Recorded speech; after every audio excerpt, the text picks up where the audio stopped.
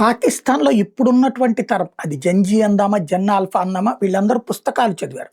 ఆ పుస్తకాల్లో అసలు పాకిస్తాన్ అనే దేశంలో నుంచి భారత్ విడిపోయిందని, భారతీయులందరూ చాలా దుర్మార్గులని, కాఫిర్లని, అజ్ఞానులని, మత మూఢ విశ్వాసాలు కలిగిన వాళ్ళని, అలాంటి వాళ్ళని తన్ని తరిమేశారు పాకిస్తానోళ్ళే అని, అలాగే పాకిస్తాన్ అనేది ఒక గొప్ప దేశమని, ప్రపంచాన్ని శాసించగలిగిన స్థాయిలో ఉందని రాసింది చదువుకుని పెరిగినటువంటోళ్ళు కాబట్టి కాశ్మీర్ గొడవేంటి, ఏంటి అన్నది తెలీదు వాళ్ళకి.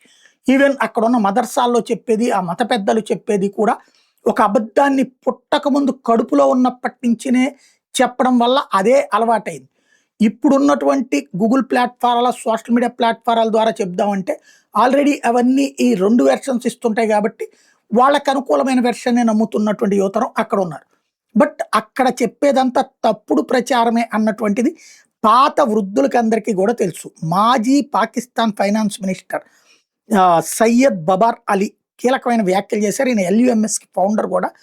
హిందువులు ఎప్పుడు ముస్లింలు ద్వేషించరు. పైగా హిందూ తల్లులు ముస్లిం పిల్లల్ని తమ పిల్లల్లాగా, తమ అబ్బాయిలు తమ ఇంట్లో వాళ్ళలాగానే చూస్తారు.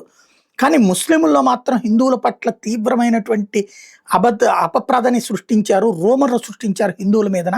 అబద్ధాలు చెప్పి పెంచాం మన పిల్లలకి. భారతదేశపుతో స్వతంత్ర వ్యవహారంలో కూడా వాళ్ళిచ్చిన బెచ్చం మనం తీసుకున్నటువంటిది. కానీ ఎలాంటి సమాచారం ఇవ్వకుండా పెంచాం అని చెప్పుకొచ్చారు.